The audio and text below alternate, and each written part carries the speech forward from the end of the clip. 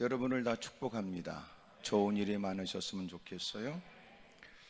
또 하나님이 좋은 일을 주시려고 부르셨다고 믿고, 또 하나님이 부르신 건 역시 무사람과 비교되는 하나님의 각별한 은혜라고 믿습니다. 하나님이 사서로 불렀던 삼손, 태어날 때부터 그는 나실인으로 성장하게 됩니다. 블레 사람들에게 시달렸던 이스라엘 백성들을 마침내 하나님이 건지도록 하나님이 삼손을 쓰시는 거예요. 삼손이 일생을 보게 되면 그의 도덕성에 관해서 문제를 제기할지도 모르지만 사실 따져본 적 우리 역시 주님 앞에 설 만한 자격이 없습니다. 하나님은 하나님의 목적 때문에 사람을 쓰시지요. 하나님은 하나님의 임의로 글을 쓰십니다. 여러분, 우리가 볼 때는 왜 글을 써야 되는가 싶지만 하나님이 우리 같은 것도 구원했는데 그들을 쓰지 못할 이유가 없지요. 그러므로 하나님이 그들을 쓰신다는 것에 대해서 여러분, 우리가 함부로 비판하거나 평가하는 건 대단히 위험한 일이에요. 하나님이 삼손을 쓰시는 걸 보면 하나님은 누구든지 쓰실 수 있다는 거고, 또 누구보다 부족하긴 하지만 주님이 쓰실 때는 하나님이 알아서 쓰시는 거예요. 알아서 쓰신다는 것은 하나님이 하나님의 목적으로 불렀으니까 하나님의 용도에 맞게 하나님이 다듬어서 하나님이 쓰시는 거예요. 뭐 불필요한 나무 조각 하나도, 큰 장롱 하나 집에 갖다 놔도 문이 잘 열리고 닫히지 않으면 밑에 이름은 높이를 이렇게 균형 맞추기 위해서 조그만 판자 하나도 요긴하게 쓰여져요. 아무리 좋은 기계라도 나사 하나 빠지면 무용지물이에요. 그러니까 우리가 볼 때는 하찮고 우리가 볼 때는 적어도 하나님의 거룩한 일에는 다 하나님이 쓰임새 있게 하나님이 쓰세요. 그러므로 우리가 잘 나간다고 해도 거들먹거릴 것도 없고 누구와 비교할 땐 부족하지만 그래도 하나님이 이유 있어 우리를 부르신 겁니다. 그래서 우리에게 필요한 건 서로가 존중히 여기는 거예요. 존중.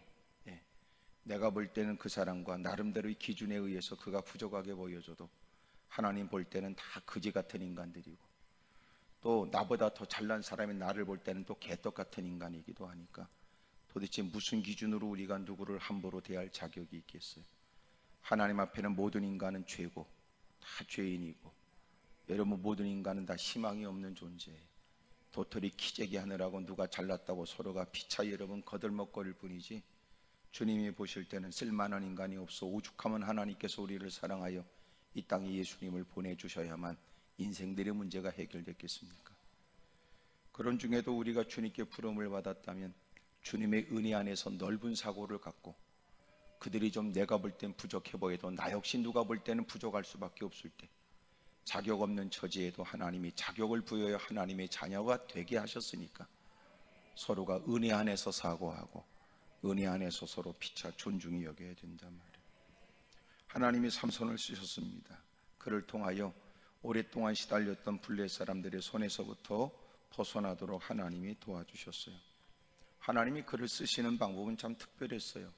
삼손을 보면 그 블레셋 여인들과 끊임없는 관계 속에서 관계로 인하여 블레 사람들을 응징하고 블레 사람들을 힘들게 하고 블레 사람들을 죽여야 될 일들이 일어나도록 만드신 거예요. 하나님이 쓰시는 방법이 다양합니다.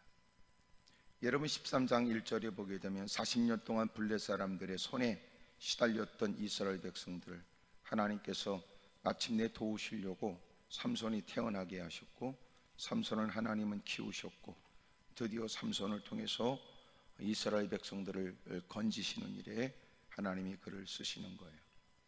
특별히 15장에도 보면 오늘 본문 이전에 그들은 큰 시련과 역경을 삼손을 통해서 겪게 되고, 이 삼손은 그들의 힘으로 제압할 수 없으며 다수의 사람으로도 삼손을 어찌할 수 없다는 사실을 알게 됩니다.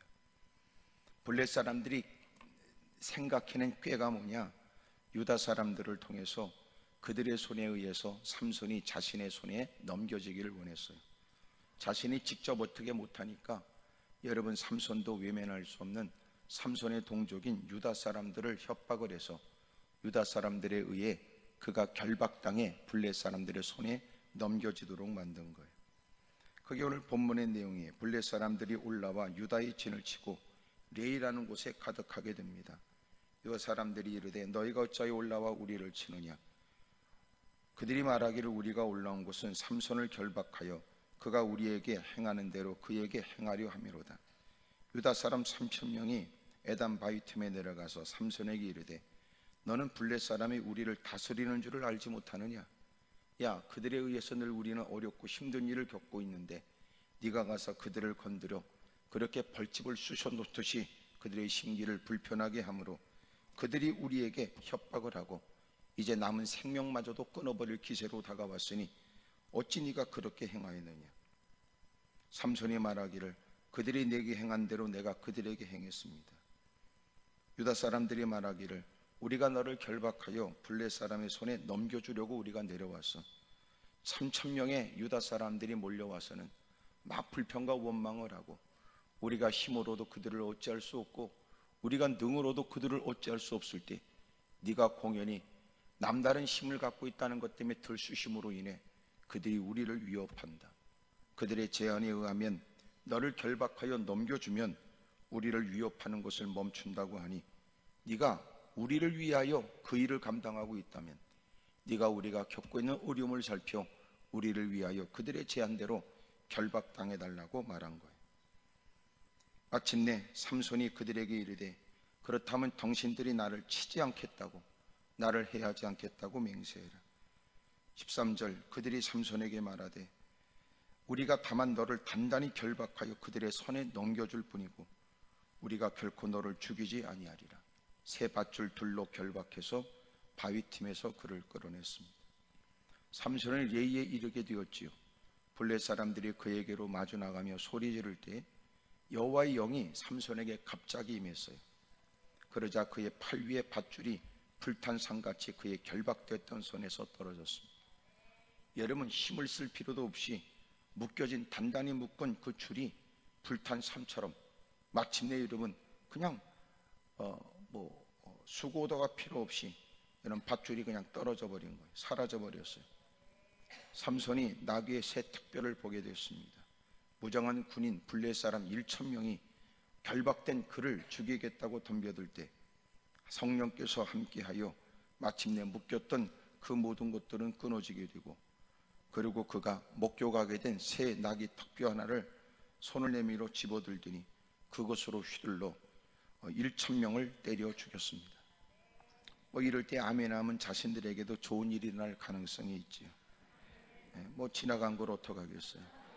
이래된 나귀의 턱뼈로 한 더미 두 더미를 쌓았으며 나귀의 턱뼈로 내가 1,000명을 죽였다고 되어진 일 앞에 그는 그렇게 고백하고 그 말을 하게 되자 말을 마치고 난 다음에 여러분 그곳을 라맛 레이라고 이름했는데 갑자기 그에게는 성령의 은혜가 임하게 된 것처럼 1,000명을 때려 죽이고 난 다음 견딜 수 없는 갈증에 시달리게 됩니다. 심히 목이 말라 여호와께 부르짖었어요.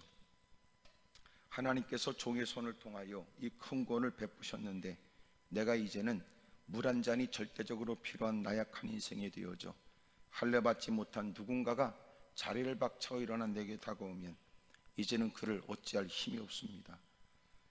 하나님께 간절히 기도한 즉 하나님께서 레이의 한 우묵한 곳을 터졌습니다.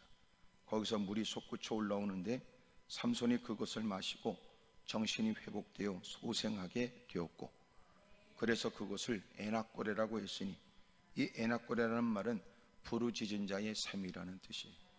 하나님께 기도했더니 하나님은 그의 피로를 채워줄 가람목을 죽일 샘이 솟구치도록 하나님이 만들어 주셨다는 겁니다. 여러분, 우리도 피할 수 없는 영적 도전의 일이 있지요. 영적 전쟁이란 말은 고상한 단어가 아니라 여러분 치열한 단어입니다. 이것은 죽이지 않으면 죽임을 당해야 되고 이기지 않으면 이기는 자의 종로로 돼야 되는 치열한 영적 전쟁을 얘기하는 거예요. 여러분, 우리는 죽으라고 훈련해야 되고 죽으라고 가꿔져 있어야 되고 어둠의 세력은 간교하기 이를 데 없으며 저돌적인 일들을 서슴없이 행하며 잔인하기 이를 데 없는 원수마귀는 여러분 이런저런 기회를 엿보고 이런저런 틈을 틈타서 우리에게 도전해 오거든요. 그러므로 이런 영적 전쟁터에 우리는 날마다 자신의 손에 들고 있는 무기를 점검해야 되고 그 모든 일들을 다 행할 수 있는 체력을 강화시켜야 되고 무엇보다 이 모든 일의 시작은 주님의 명령과 주님의 지도에 의한 것이니 날마다 긴장 속의 주의 음성에 귀를 기울여 주님의 지도를 받아야 된다. 사랑하는 여러분, 끝까지 승리하기를 바랍니다. 여러분, 우리의 싸움은 오늘도 이겨야 되지만 내일도 이겨야 되고, 여러분 마침내 끝까지 이겨야 될 싸움입니다. 오늘 위기를 헤쳐나간다고 해서 인생의 문제가 해결되는 거 아닙니다. 여러분, 또 우리는 주님 배울 그날, 주님이 이 땅에 오시는 그날까지, 주님이 이 땅에서 우리가 이제는 네 인생이 끝났다고 할 때까지 후회함이 없도록 더 많은 열매를 위해 받은 바 은혜를 쫓아 주님이 우리에게 부여하신 사명을 쫓아 죽도록 충성하고 끊임없는 영적 도전을 극복하며 이겨내야 된다. 여러분, 승리하시길 바랍니다. 여러분, 대부분 능력을 구하지만 왜 능력을 구해요? 그 옆에 내 멱살 잡으려고요? 그 인간하고 한판 붙으려고요? 여러분, 우리가 능력을 구하는 건 세상 사람들이 말하는 육과 혈에 대한 싸움이 아닙니다. 우리는 영적 싸움에 영적 전쟁을 얘기하니, 어둠의 세력은 과격하지도 않고 인격적이기도 하고 합리적이기도 하며 뚫리기 전 못으로 다가오니까 똑똑한 체 하다가 자빠진 인간들이 한둘이 아니고 고상한 척 하다가 더러운 짓 하는 인간들이 한둘이 아니니까 절대로 우리가 여러분 영적 전쟁터의 한복판에 있음을 늘 상기해야 된단 말이에요. 여러분, 누군가가 우리를 넘어뜨리기 위해서는 인정사정 보지 않아요. 예수님마저도 이 땅에 오셨을 때 마귀가 광야에서 예수님을 시험하고 그것으로 끝나지 않고 여러분 마침내 베드로를 통해서도 역사해요. 예수님이 베드로가 하는 얘기에 사탄아 네 뒤로 물러가라고 말씀하고, 끊임없이 예수님은 십자가에서 이 땅에 오신 가장 중요한 부속 사역을 마치기까지 끊임없는 영적 도전이 있단 말이에요. 기도가 필요 없으실 것 같은 예수님도 엎드려 기도한 걸 보면 주님을 따르는 우리가 여러분 누구보다도 더 나약한 자신을 고백하며 하늘의 힘과 능력을 구하는 기도의 생활을 누가 시켜서가 아니라 받은 바 은혜를 쫓아 영적 전쟁터에 있다는 사실을 의식하여 여러분도 힘쓰고 애써야 될 일이라고 믿습니다. 오늘 성경에 그렇게 영적 전쟁을 이기는 방법, 가장 중요한 첫 번째가 뭐냐? 그것은 무엇보다도 하늘의 힘을 인정해야 됩니다. 하나님이 도와줘야 됩니다. 주님의 능력이 필요합니다. 성령이 도와주셔야 됩니다. 하나님의 힘이 공급되지 않으면 우리는 결코 그 어둠의 세력의 간교함을, 그리고 저돌적인 모습을, 잔인하게 이를 데 없는 원수마귀를 이길 방법이 없단 말이에요. 인간은 여러분 너무나 연약하지요. 나약합니다. 그러니 여러분 뭔가 있는 듯, 뭔가 되는 듯 자기의 팔뚝을 자랑하고 자기의 힘을 과시하려고 하지만 어둠의 세력은 그렇게 호락호락 넘어가지 않아요. 깊은 몽 중에서도 우리에게 크나큰 상처를 주고 예기치 못한 사람을 통하여 신앙의 의욕을 잃어버리게 만들고 여러분 열심을 다했던 여러분 사역의 일들을 멈추도록 만든단 말이에요. 겉으로 볼 때는 우리가 믿음으로 사는 것 같아도 사실은 믿음이 아니라 실상 기분에 좌우됩니다. 오늘도 이렇게 다 착한 척하고 앉아있지만 조금만 자극하면 자빠질 가능성이 대빵 많고, 전화 한 통화 참 여러분 하면, 또 전화 한 통화 이렇게 하면서 전화 한 번 받으면 여러분 눈에 뵈는 것도 없이 부안해동할 가능성도 많습니다. 민감하게 여겨지는 돈 몇 푼 때문에 우리는 무슨 더러운 짓에 여러분 못된 짓을 할지도 모른다고 말이에요. 여러분 요새 일어나는 뉴스, 강력 범죄들 보세요. 대단치 않아요? 누가 자기를 꼬나봤다고 쫓아가더니 여러분 흉기로 사람을 해하고, 아무 관계없는 사람을 쫓아가서 왜 찾아오냐고 그러고, 그리고 지가 시비를 걸고 끔찍한 일을 행하고, 술 퍼먹은 술 기운을 이용하기도 하고, 상상을 초월한 짓이 너무너무 많단 말이에요. 요새 여러분 이렇게 수상가옥 아시죠? 수상가옥. 이 수상가옥이 요새 현대인의 대안이 됐어요. 주거 환경에 있어서. 그게 뭐냐면 자꾸만 물이 많아지고 뭐 해수면이 높아지고 또 땅도 좁고 그러면 그 바다 밑에다가 여러분 깊이 그렇게 쇠 말뚝을 박고, 그 다음에 부력에 의해서 물이 더 차지면 이 집은 올라가고, 또 물이 수면이 내려가면 또 내려가고, 태양광을 설치해서 마침내 전기를 끌어들이고, 또 바닷물을 식수로 여러분 바꾸는 기계를 달아서 수상가옥이. 이것이 어디에 있느냐? 여러분, 한강에도 있어요. 한강에도. 옛날에는 한강에 무슨 편의점들이 다 이런 부스를 갖다 놓고, 만약 장마가 되면 포크레인을 갖고 오더니 해가지고 다 떠가지고 옮기고 그랬는데, 갑작스럽게 불어난 물에 대부분 그래서 다 떠내려갔단 말이에요. 그래서 지금은 어떻게 하냐? 플로팅 하우스라고 해가지고 밑에다가 긴 말뚝을 네 귀퉁이에 박고, 그리고 밑에는 부력이 있어서 점점 물이 차올라 장마가 지게 되면 떠내려가는 게 아니라 깊이 말뚝을 박은 편의점들이 이제는 부력에 의해서 물이 막 차올라오면 그냥 뜨는 거예요. 이렇게 떠. 그리고 또 깔아앉으면 또 내려가고, 그래서 침수되지 않는. 그걸 보면 오늘날 그런 생각이 들어요. 우리의 신앙은 반석 대신 주님께 뿌리를 내리고, 믿음에 의해서 세상에 휩쓸려지지 않고 오히려 세상 위에, 히브리 11장 30절이 말하는 것처럼 여러분, 세상에 영향을 받지 않는, 세상에 감당할 수 없는 사람, 우리도 그렇게 살아야 된단 말이에요. 비만 오면 휩쓸려가고 바람에 자빠져버리고 넘어지고 말이에요. 근데 요새 그렇게 플로팅 하우스가 세계적으로 점점 유행이 되고, 어떻게 하면 더 안전하고 어떻게 하면 더 편리한 그런 가옥 구조로 만들까 지금 많이 연구들을 해요. 제일 기본은 저 밑에다가 말뚝을 박는 거예요. 그래서 여러분, 부력 위에서 오르고 내리고 오르고 내리고 하는 거예요. 언제나 우리는 세상이 끊임없이 달라지는 변화, 문화, 여러분, 과학 발전에 의해서 달라지는 세상 속에서 예기치 못한 이런 질병, 예기치 못한 자연재해, 이 어려움 속에서도 견고하게 밑에 땅을, 반석에다가 뿌리를 내리고, 뿐만 아니라 여러분, 일어나는 그 물에 막 장마에 물 수위가 막 올라가도 그냥 뜨면 돼요. 뜨면 돼. 근데 평상시 신앙이 시원치 않은 사람은 모래 위에 세운 집과 같고, 또 하나 거친 물살에 휩쓸려 여러분 떠내려가 버리고. 오늘 저와 여러분들은 날마다 그런 하나님을 향한 바른 믿음이 있길 바랍니다. 할렐루야. 감정에 치우치지 않고, 그저 오늘은 또 조금 있다가 또 요새 같은 날씨 보세요. 또 여러분 막 햇빛이 짱 나다가 또 어마어마하게 또 딜이 붙다가. 그러니까 계절 따라, 날씨 따라 감정으로 신앙생활하는 건 힘들 것 같아요. 그러니까 계절과 관계없고 날씨와 관계없고 스컬성 여러분 무슨 폭우와도 관계가 없고, 변함없이 하나님 말씀에 뿌리를 내려 물가에 심기운 나무 같아 세상의 이름은 장렬하는 띠약볕 밑에도 푸르름은 여전히 유지하고 때마다 시마다 열매를 맺고 말이야. 어찌 보면 요새 일어나는 불행한 일은 겹쳐서 온다는 말처럼 마스크를 쓰고 활동해야 될 처지에 폭우까지 와서 어려움을 겪는 사람들 많아요.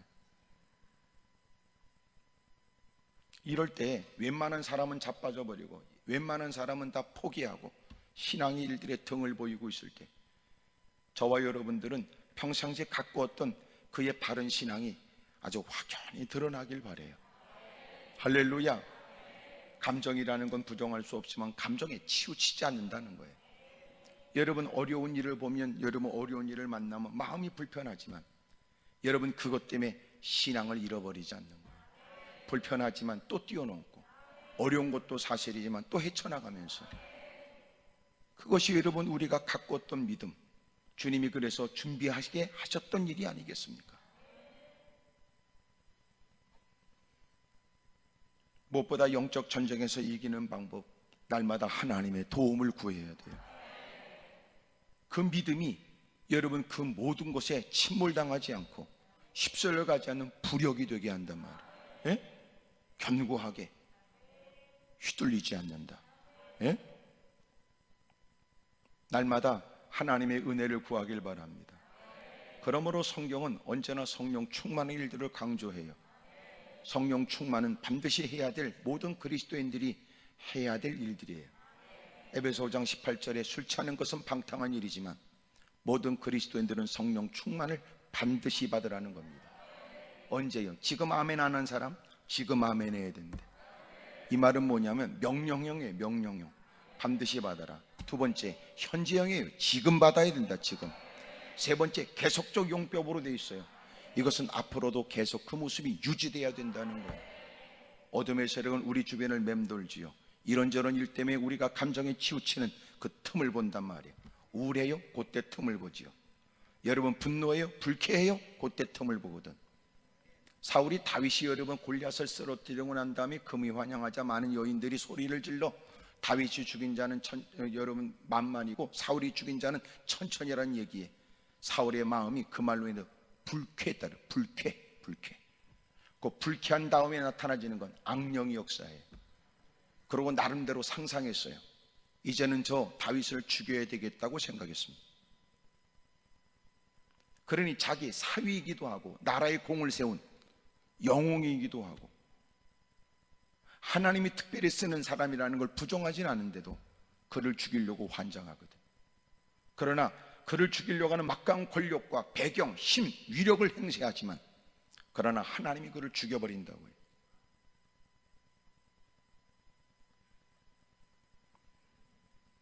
사랑하는 여러분, 날마다 하나님의 능력을 구하십시다. 성령 충만하셔야 돼요. 그래야 어둠의 세계를 끊임없는 도전을 이겨낼 수 있어요. 힘으로 되지 않아요. 능으로 되지 않아요. 뭐로 돼요? 오직 하나님의 은혜로, 신으로, 성령으로 된단 말이에요. 하여튼 이게 잘 안 헤어지거든. 여러분 화장실 앞에 변기 앞에다 붙여놓으세요. 힘으로 되지 않고 능으로 되지 않는다고. 예? 오직 하나님의 신으로 된다고. 뜻대로 되지 않아요. 세상에도 용을 써도 되지 않고 세상에서 사력을 다하여 방법을 동원해도 풀려지지 않는 일들, 하늘의 하나님이 그 모든 것들을 주관하시는 바. 인생들이 망각하거든. 가끔 하나님이 고난을 우리에게 주는 것은 하늘이 있다는 걸 기억나게 하는 거예요. 여러분 마치 하늘에 구멍이 뚫린 것처럼 비가 올 때는 비를 맞아가면서도 하늘을 바라보지만 놀라건 햇빛이 쨍쨍되면요 하늘을 바라보지도 않아요. 싸돌아다니고 여러분 이것저것 헤매고 다니는데 정신없지. 하나님은 고난과 고통을 통하여 하늘을 인식하게 해요. 하나님을 생각하게 하죠. 하나님을 찾게 만드세요. 하나님의 존재를 인정하게 만든다. 누구보다 믿음 좋은 사람은 매사에 다양한 많은 일들이 여러분 그의 눈길을 끌고 그리고 그를 유혹하지만 언제나 그는 자발적으로 주님을 존중히 여기고 사는. 믿음은 뭐예요? 인정, 의식, 존중이에요. 하나님을 인정해요. 하지만 하나님을 인정한다는 건 귀신도 그런 믿음을 갖고 있어요. 야고보서에 기록하기를 너희가 하나님의 한 분인 줄로 믿느냐? 귀신도 믿고 떤다고 그랬어요.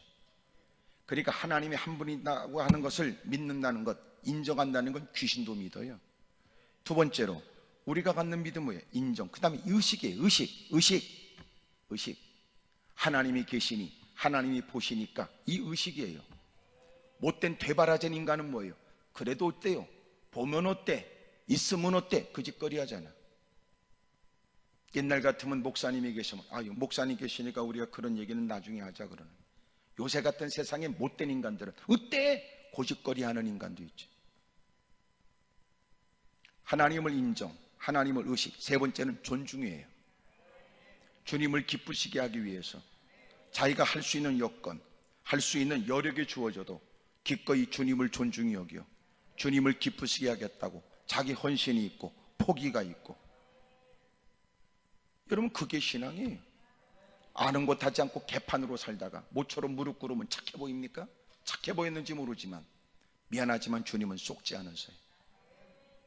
예배 자리에 참석했다는 것이 누구보다 믿음이 있을 수는 있으나 그것으로 누구보다 믿음이 있다고 장담할 수 없으니 누군가는 그릇된 목적을 가지고 예배 자리에 동참할 수 있을 테니까. 기도에 동참하지 않는 사람도 있지만 동참한 사람들이 그들보다도 믿음이 좋다고 말할 수 없으니 어쩔 수 없어 참석하지 못해도 그 현장에서 오히려 기도 현장을 생각하며 오히려 같이 마음으로 기도에 동참하고 그 현장에서도 기도하는 사람이 있어도 정작 기도의 현장까지 찾아와도 더러운 생각만 하다가 헛되이 돌아가는 사람, 그리고 기도회를 함부로 폄훼하는 못된 인간도 있으니까.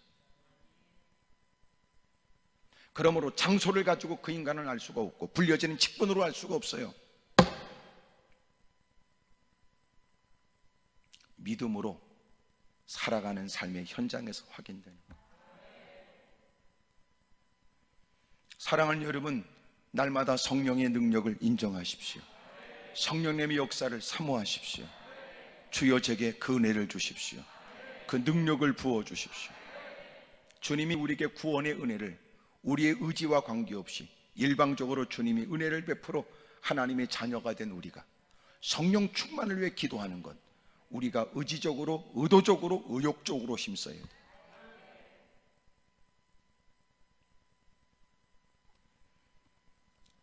하늘로부터 공급되는 은혜, 하나님이 주시는 은총에 날마다 끊임없는 도전도 헤쳐나가며 주의 영광을 더 높이기를 바라고, 피할 수 없는 영적 전쟁에서 물러서지 않고 담대하게 맞서가면서 승리할 수 있기를 축복합니다. 두 번째로 승리를 위해서 해야 될 일이 뭐예요? 분별력을 잃지 않는 거예요. 분별력은 뭐예요? 여러분, 적과 악을 분별해야지.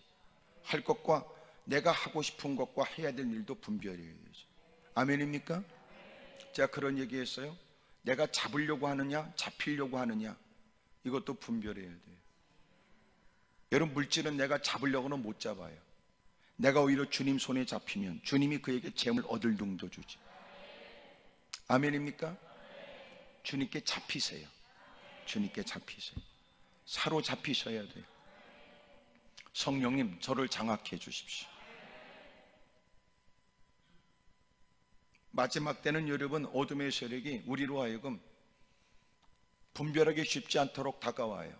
가짜가 여러분 많고, 가짜 뉴스인지 진짜 뉴스인지 분별이 안 되고, 누군가가 가짜 뉴스라고 해서 가짜 뉴스인지 진짜 팩트라고 해서 진짜 팩트인지 모른단 말이에요.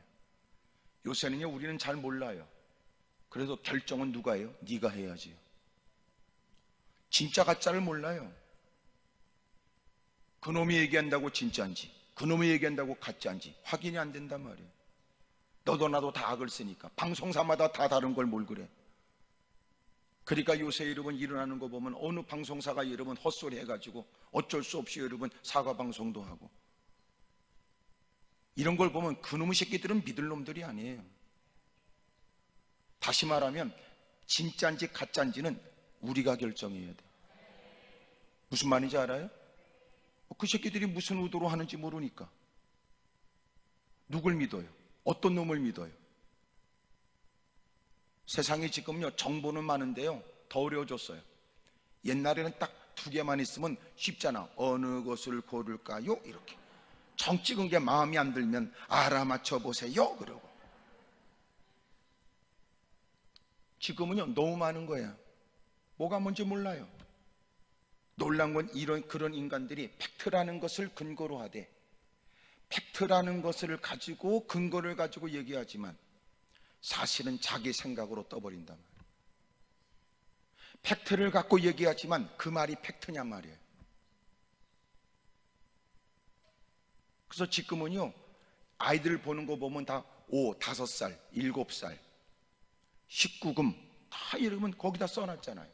내가 볼 땐 뉴스도 써놔야 돼.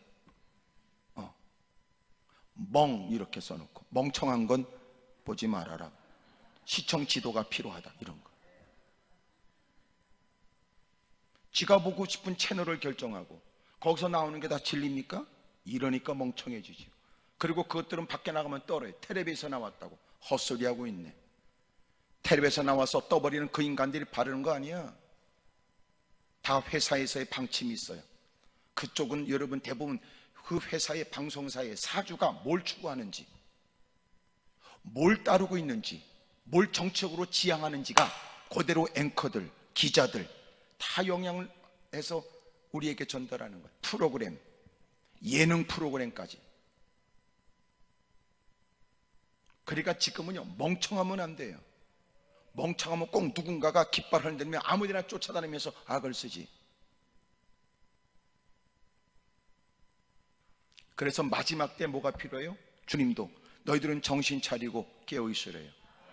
성령 안에 무시로 기도하며 밝은 분별력을 갖지 않으면 어둠의 세력은 진짜처럼 다가와 인생들의 숨통을 끊어버린다는. 오늘 제가 잠언서 5장을 새벽에 설교하면서 음료를 조심해라, 하나님 말씀에 귀를 기울여라.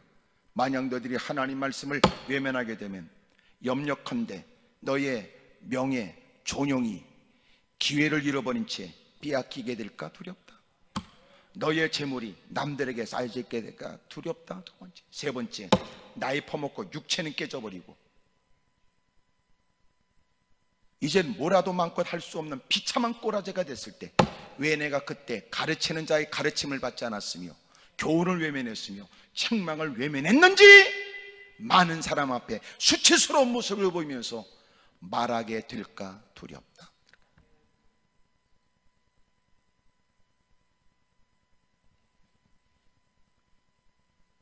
디모데후서 3장에 있는 것처럼 하나님의 말씀은 여러분 우리를 교훈, 책망, 바르게 의로 교육하기에 유익되니,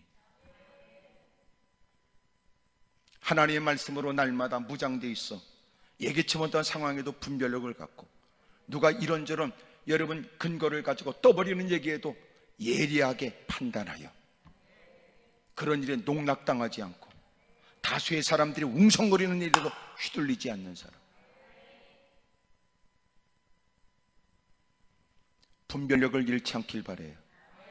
아멘입니까?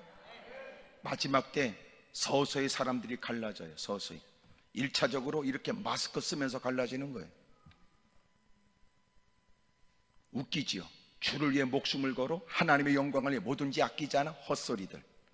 마스크 하나만 씌워놔도 여러분 벌써 갈라지는데 뭘 그래요. 더 큰 시련이 다가오면 어떻게 버티려고. 마스크 하나만 씌워놔도 여러분 무슨 예배를 드리네 마네, 누가 예배를 드린다고 하면 잘 생각했다고 그러고, 나는 용기 없어 가지 못한다고 그러고, 기저질환이 있어서 내가 피하는 게 좋겠다고 그러고, 내가 좀 요새 몸이 좋지 않아 그분들에게 민폐 끼치지 않기 위해서 내가 조심해야 된다고. 여러분 오히려 마스크를 쓰면서라도 예배를 드리는 것이 마땅하다고 여러분 그렇게 얘기하지 못하고, 꼭 여러분 참석 안 하는 것들이 꼭 그렇게까지 모여야 되는 그런 것들 말이에요. 마스크까지 써가지고 콧구멍이 어딘지 모르지만 콧구멍을 확 쑤셔버려야지 그런 것들은.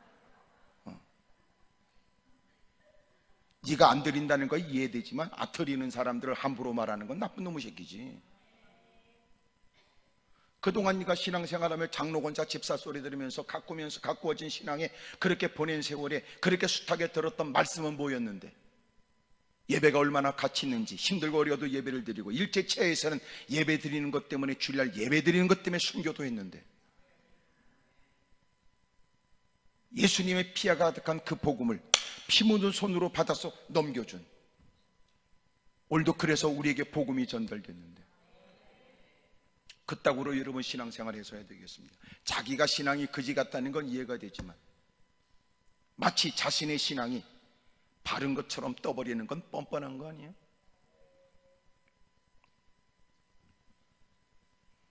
보세요. 이제 이 문제가 해결되고 나면 한참 말이 나올 거예요. 예배를 드렸네 안 드렸네 이래가면서. 사람이 여러분 이런저런 형편 때문에 나름대로 이유가 있어서 마음껏 예배를 드리도록 내가 참석을 안 하는 게 좋겠다 생각할 수도 있죠, 누군가가. 그래서 우리는 편하게 지금 예배를 드리고 있는지도 모르지. 누군가는 구태여 여러분 예배를 드리겠다고 아주 콜록콜록거리면 여러분 예배가 되겠어요? 설교가 들려지겠어? 전부 다 주님 바라보는 게 아니라 그 사람은 떨어지게 보겠지. 그리고 나를 쳐다보겠지. 왜 빨리 저 사람을 해결하지 않느냐고. 그래도 여러분 누군가가 참석하지 않으니까 우리는 지금 편하게 예배드리고 있는지도 모르죠. 하지만 예배드리는 걸 이상하게 본다는 것은 그건 나쁜 인간이다 그 말이야. 그 사람의 신앙이 의심스럽지 의문스럽고. 단지 우리가 이 자리에 이렇게 누가 볼 때는 유난스러운 듯 앉아있지만 우리가 누구보다 월등하다는 개념이 아니라 우리는 주님의 은혜가 필요할 뿐이다 그 말이야. 아멘입니까? 어둠의 세력은 자꾸만 우리를 알고 흥분 속에서 분별력을 상실하게 만들고 분위기에 휘둘려서 여러분 뭐가 옳고 그른지를 판단력이 허물어지도록 만들어요. 사람들은 연약해요. 너무나 절박해도 판단력이 흐려지고 높은 자리에 올라가 최고의 권좌에 앉아도 인생들이 분별력이 흐려져. 날마다 성령 충만하십시오. 또 하나는 분별력을 잃어버리지 않아야 돼요. 왜 그럴까요? 이렇게 어마어마한 힘을 발휘했고 블레 사람들도 어찌할 수 없었던 삼손, 그럼에도 불구하고 3천 명의 유다 자기의 동족들이 다가와 너 때문에 우리가 어려움을 겪게 되었으니 이 문제에 대한 그들의 제안은 너를 결박해서 넘겨달라는 것이다. 그 얘기를 기꺼이 순순히 두 팔을 내밀어 결박당한다고요. 힘이 없어서가 아니었어요. 그들을 어찌할 방법이 없어서는 아니었다고요. 단 하나님께서는 이스라엘에 사사로자기를 세웠으니 자기가 싸워야 될 대상은 유다 사람이 아니야. 동족들이 아니라고요. 그가 싸워야 될 대상은 블레셋이지. 악한 영들과 싸워야지. 못된 인간들은 교회 안에서 싸우려고 그러거든. 못된 인간들은 여러분 자꾸만 주변에 만만한 사람들 시비 건단 말이에요. 영적 전쟁터에 가서 치열하게 싸워 거룩한 전사처럼 하나님의 깃발을 흔들어야 된다는 자신의 본분을 잃어버리고,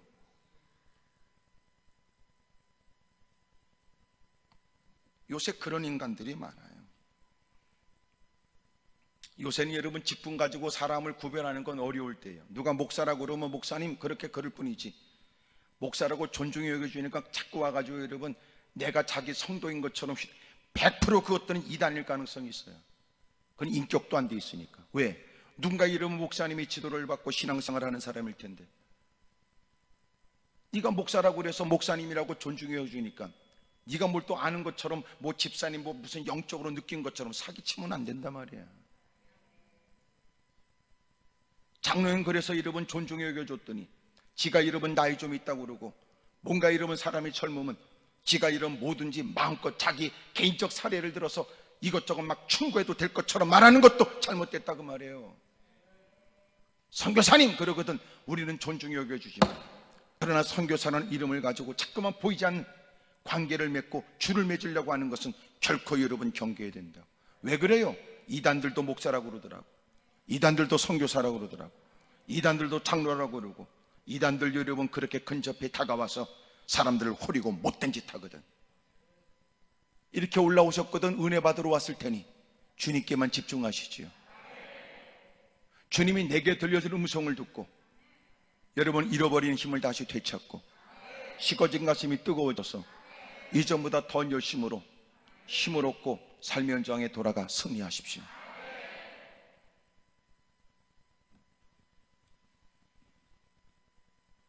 간혹 여러분 그런 일 많아요.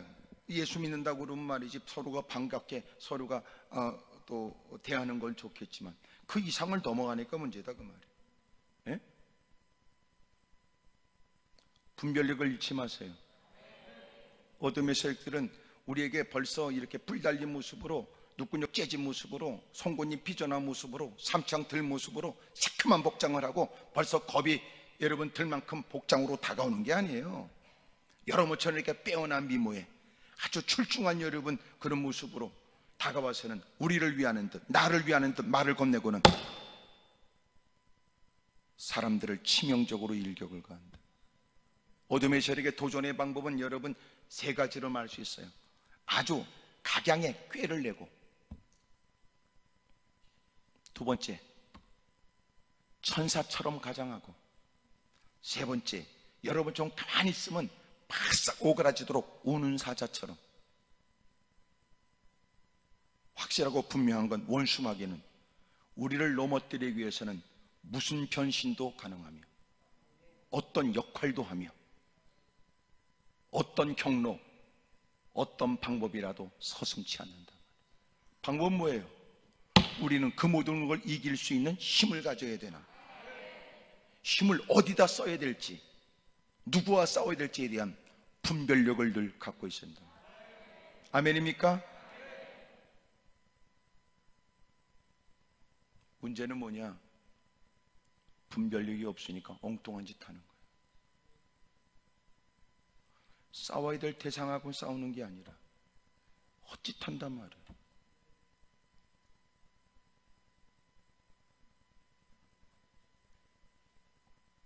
교회 안에서 이단들에 관해서 단호하게 좋지 않은 목사님이 못마땅하다고 생각하는 못된 인간도 있어요. 여러분 잊지 마세요. 사과 상자에서 사과가 썩으면 그 사과를 버려야지. 그 사과를 그냥 놔두면요 나머지 사과 다 썩어버려요. 잘 모르시는 모양이지. 그걸 그냥 놔두는 것이 여러분 사랑이 아니야. 권면해라. 두 사람 증인까지 보내서 권면해라. 권면했는데도 불구하고 그가 거절하거든 단호하게 조치해야 됩니다. 단호하게. 교회 내에서 그래서 분별해야 돼요. 그 다음에는 그럼에도 불구하고 저 사람이 주님 은혜 안에서 믿음으로 살려고 하는 의도가 아니고 사랑을 빙자하여 사람의 동정심을 얻어 오히려 교회에서 더러운 짓을 하려고 하는 모습들이 확인되거든. 단호해야 됩니다. 단호. 근데 교인들 가운데 엉터리가 있단 말이에요.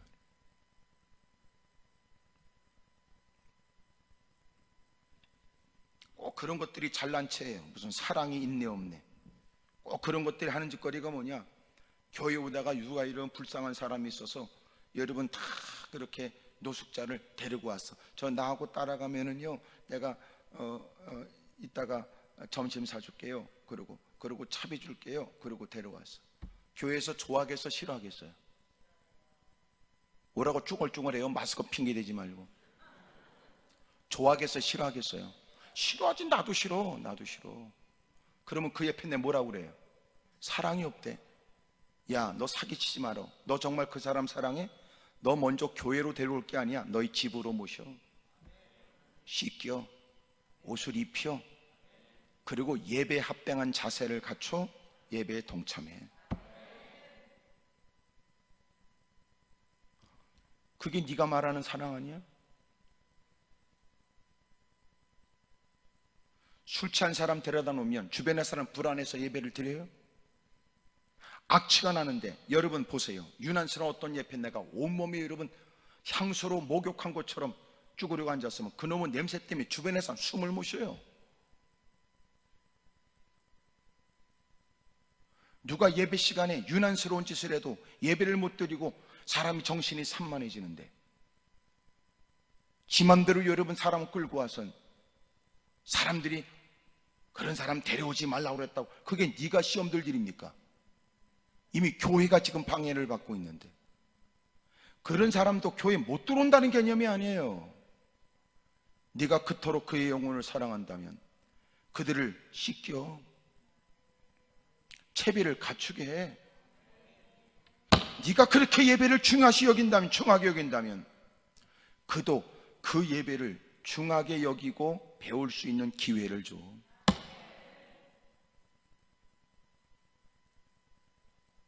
그게 바른 거지. 꼭 이상한 것들 많아요.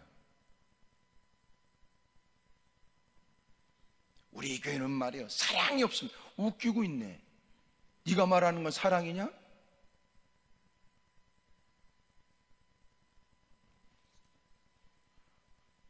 그런 건 여러분 우리가 잘 분별해야 된다.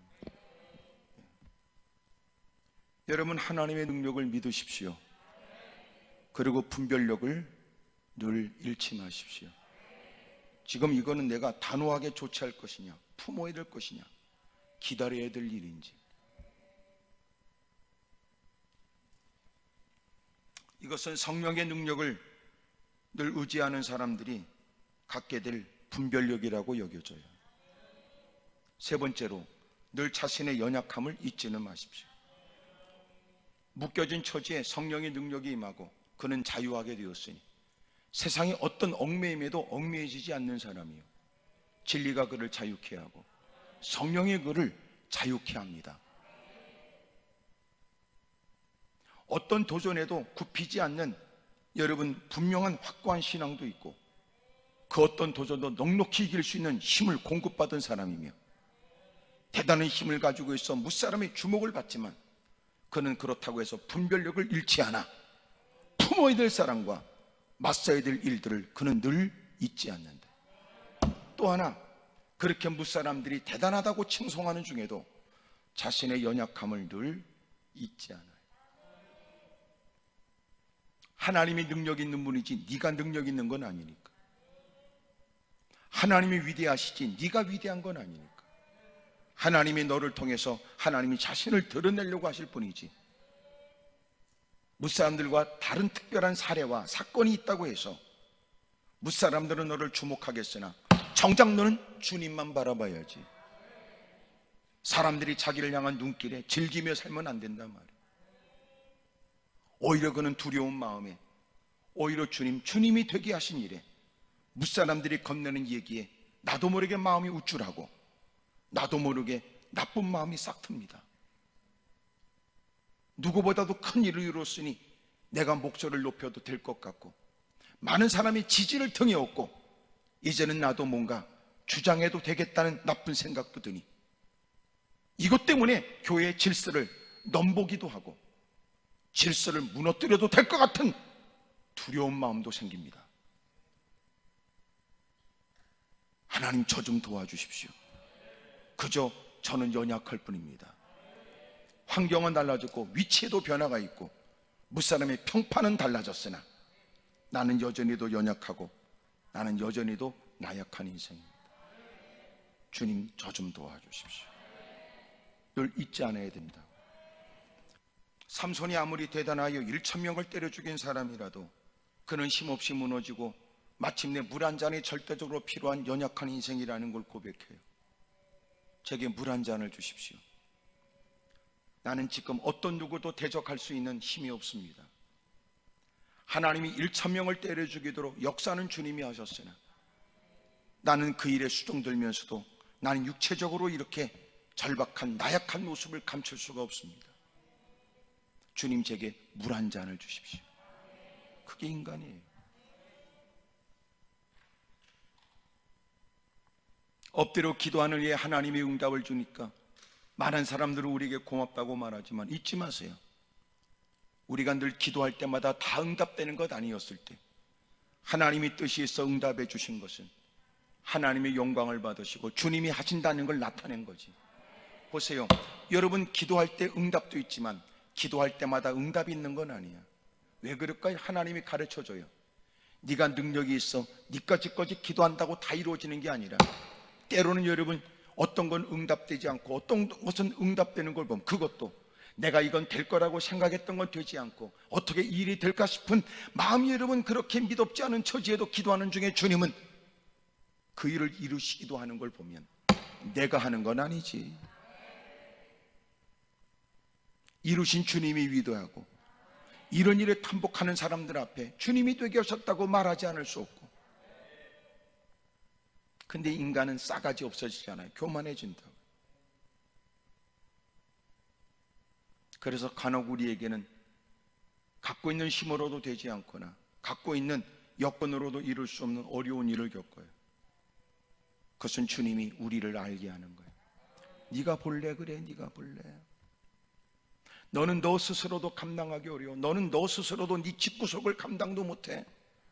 너는 네 자식도 감당 못해. 사업이 잘 되는 것 같아도 네가 사업하는 게 아니지. 하나님은 알게 하죠.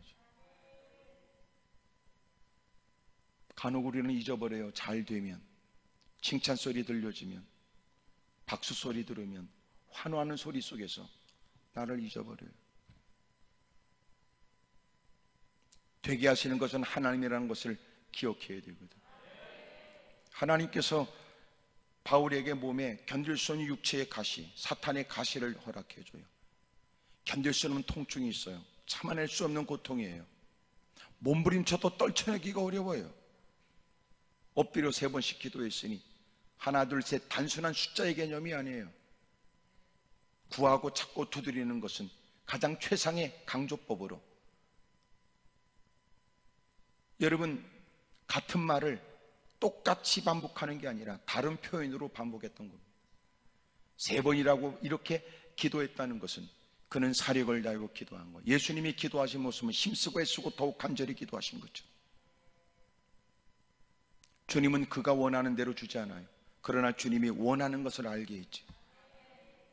3층까지 올라가는 어마어마한 하나님의 은혜를 경험한 그에게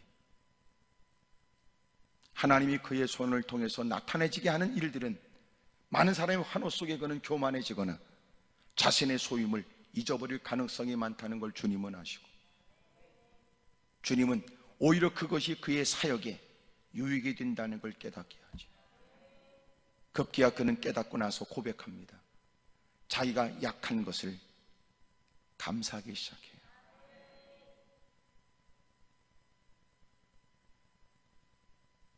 때로는 우리가 원하는 바가 이루어지는 것이 우리는 유익된다고 구했지만 주님 보실 때는 유익이 안 돼요. 주님이 거절하는 경우도 있어요. 우리는 그것을 이룸으로 더 많은 영혼 구령, 하나님 나라 확장, 더 멋진 하나님의 거룩한 일을 꿈꾸지만 놀라운 것은 하나님은 그럼에도 불구하고 이루어주지 않은 경우. 왜 그래요? 주의 일은 주님이 이루시고 주님은 우리를 염려하시는 거예요. 여러분도 이렇게 다 앉아있으니까 착해 보여도 여러분도 음흉한 마음이 있잖아. 요번 한 건만 채워지면 돈 갖고 튄다 이러는 거. 기회만 주어져 봐라. 나도 미친 짓을 하면 갑질 좀 제대로 해보자 이런 마음. 어렵고 힘든 처지에 있는 사람들이 그 위기를 모면하면 자기가 여러분 을로서 갑질을 여러분 누가 하는 일에 갑질을 당하여 고통을 겪은 일에 자기는 안 할까요? 천만에요. 어려움을 겪으면서 사람들은 시기하죠. 시편 37편에 말하는 것처럼 너희가 억울한 일을 만났거든 절대로 악인들을 시기하지 말아라. 시기한다는 게 뭐예요? 여러분 그런 일에 억울함만 호소하는 게 아니에요. 오히려 그런 걸 은근히 고통을 겪으면서 부러워하는 거예요. 그 갑질을.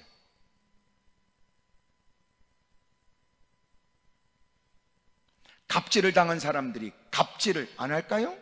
안 해요. 고생하면서 공부한 사람들은 고생한 사람들을 도와줄까요? 아니에요. 어려움의 시절을 보낸 사람들은 드디어 성공하게 되면 어려움 당하는 사람들을 바라보고 내일처럼 또 아니에요. 나도 이 자리에 오르기까지 너처럼 한때가 있었는데 너도 고생해야 된다 그 생각.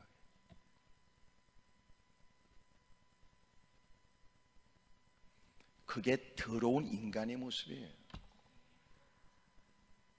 요새 이런 갑이고 음이고 갑질이고 이런 막 떠버리지만 단순하게 정리할 말은 아닙니다.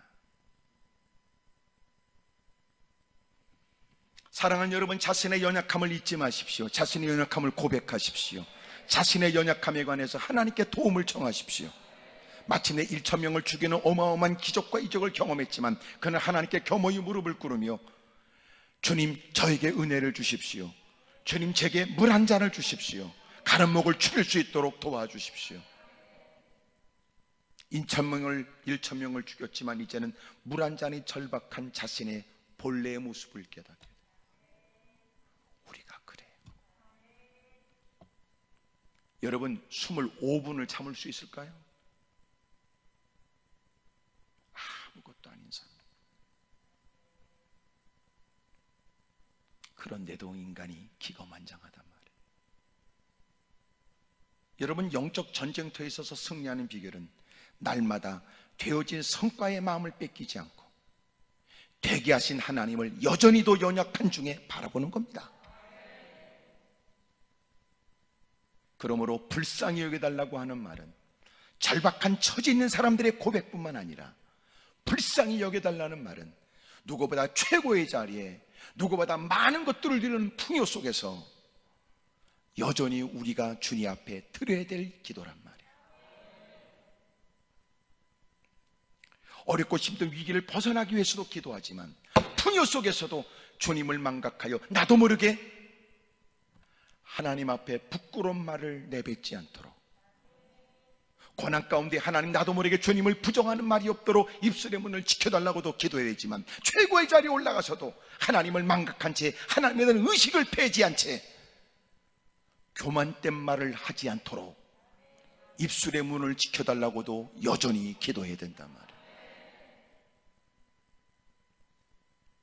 사랑하는 여러분, 이겨야 합니다. 끝까지 승리하십시오. 성령 충만하십시오. 그리고 날마다 분별력이 흐려지지 않게 하십시오. 그리고 날마다 하나님께 엎드려 기도하는 것은 때로는 힘들고 어려워 서러움에 북받쳐 주의 이름을 부를 수도 있지만 우리의 기도는 그게 아니란 말이에요. 누구보다 더 좋은 요건에 더 나은 환경에서도 우리는 여전히도 주님을 존중히 여기며 자신을 고백하며 주님의 지도를 구해야 합니다. 주님, 저를 도와주십시오. 저는 개인적으로 가장 그리스도인들로서 해야 될 가장 훌륭한 기도는 불쌍히 여겨달라는 기도라고 생각합니다. 주여, 오늘도 무사람들의 동정어리 눈길을 받으면서도 나는 하나님께 은혜와 긍휼을 구하며 불쌍히 여달라고 나는 기도하지 않을 수 없습니다. 때로는 우리 위치와 우리의 형편이 나아졌다 할지라도 여전히 나는 하나님의 은혜로 사는 인생이니 주여, 저를 불쌍히 여겨주십시오. 무사람들은 누군가가 듣는 얘기에, 자기 개발에 대한 얘기에, 때로는 리더십에 대한 얘기에 많은 사람들은 마음이 흥분돼 적극적이고, 그리고 진적인 사고에 멋진 야망을 가지고 가슴이 뛰는 모습으로 멋진 얘기할지 모르지만, 주님, 제가 오늘 사는 것도 하나님의 은혜며 내일도 나는 그저 주님의 은혜 안에 있을 뿐입니다. 불쌍히 여겨주십시오. 그럴 때마다 원수마귀가 한 길로 딱 7길로 물러가죠. 승리하십시오. 오늘도 겪고 있는 일들에 관해서도, 앞으로 다가오는 시험에 대해서도, 앞으로 곳곳에서 틈을 보고 있는 어둠의 세력의 끊임없는 계략 가운데도 늘 이겨내기를 주의 이름으로 축복합니다. 기도하겠습니다.